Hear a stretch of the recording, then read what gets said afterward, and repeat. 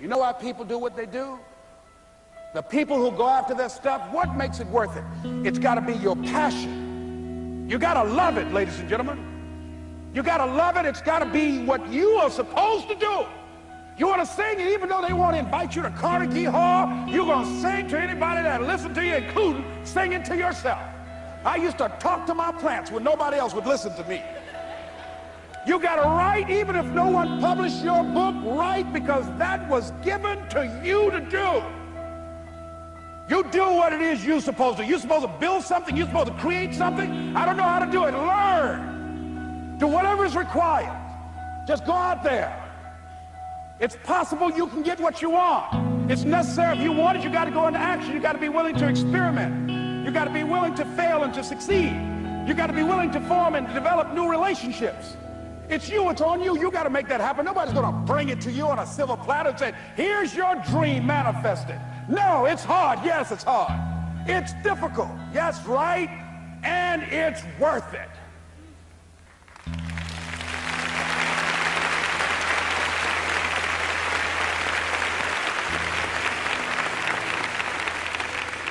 People ask, hey man, these kids, man, it's rough dealing with them. That's right. That's right. You think peer pressure happened overnight? We went through peer pressure. I remember as a kid, some guys said, hey Les, and another fellow named Willie Lower, we were going home. Hey man, we're going down to Gould's, man, and knock off a grocery store. I said, look here, I don't want no part of that. I'll see y'all later. Say, y'all chicken. I said, that's all right, you say whatever you want. Low star. I'm not chicken, man, don't call me chicken. Now why don't you come? We didn't even ask you to come into place, man. All you do is just drive the car, that's all. I don't know how to drive that good. Well, we're trying to get Les to come. He's chicken. Hey, I'm not driving nothing, all right? Willie, don't care about what they say, man. Leave him alone. You want to go do it? You find somebody else to drive, or you drive yourself. Come on, Willie, man. Pull him, he stopped. I ain't chicken. All I got to do is drive? Yeah. I said, Willie, that sounds simple, man. Don't go, man. He went.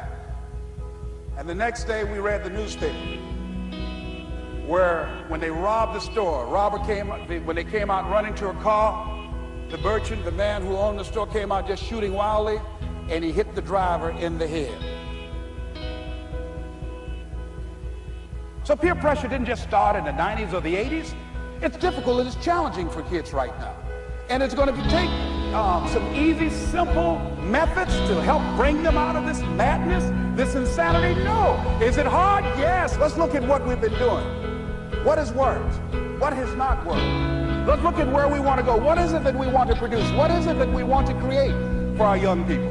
And as we think about that, start experimenting with different methods and techniques to create and to produce that. And begin to believe that it's possible.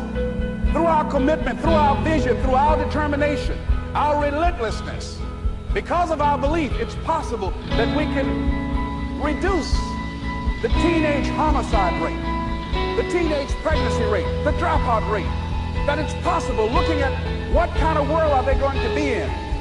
As we look at the global economy, that as we begin to use our collective will and genius and resources, it's possible that we can create an educational system that not only will test their minds with information and facts and figures, but would teach them how to think and be creative. And what does it mean to be a human being and to value human life? And how do you make relationships work? How do you bounce back from adversity?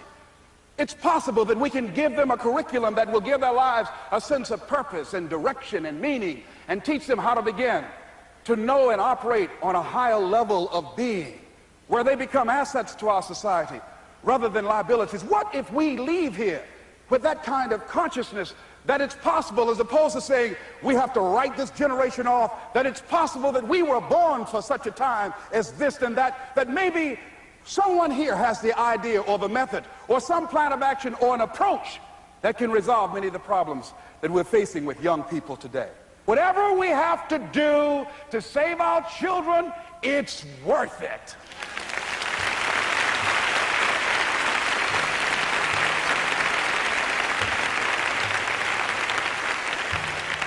So that brings me to the final step, that it's necessary for us to begin to look at the future and know that it's possible that we can have our dream. Yes, it is.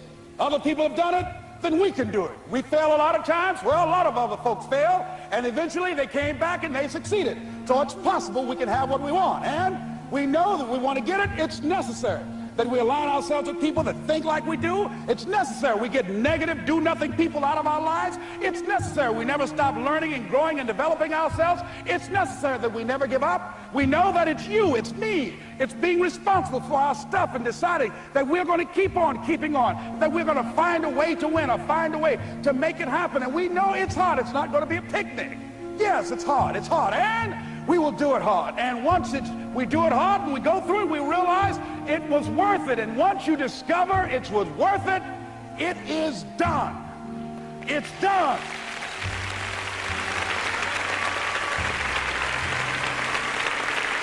It's done, ladies and gentlemen, before it happens. Well, here's what I'm suggesting to you. That when you're working, you have a wall to break through. Let's say a friend of mine who runs a marathon, and he says, when he's running the 26-mile marathon, he said, let's say that hypothetically, that 18th mile is the wall. He said, Les, when you get there and you're running, he says, everything in you is telling you to stop, to give up. Every muscle is aching, and you're saying to yourself, I can't do it. I can't do it. And you just keep on, and you keep on, and you keep on. It seems like you're moving at slow motion. And then eventually when you break through that 18-mile wall, then you know it's like done and you're on automatic and you glide on in. And you know it's there. You know you're going to get to the finish line. And we've all had experiences where we were working on something and we knew it was possible. And we did those things that were necessary to bring it into reality. We took the responsibility to make it happen. Other people couldn't see it. A lot of people didn't believe it. You were attacked. You were criticized. People were opposing you, but you kept on doing it. It was hard. It was rough. It was difficult. But to you, it was worth it. And eventually you got to a level you know, can nothing stop me now. I'm on the move. I'm on the move.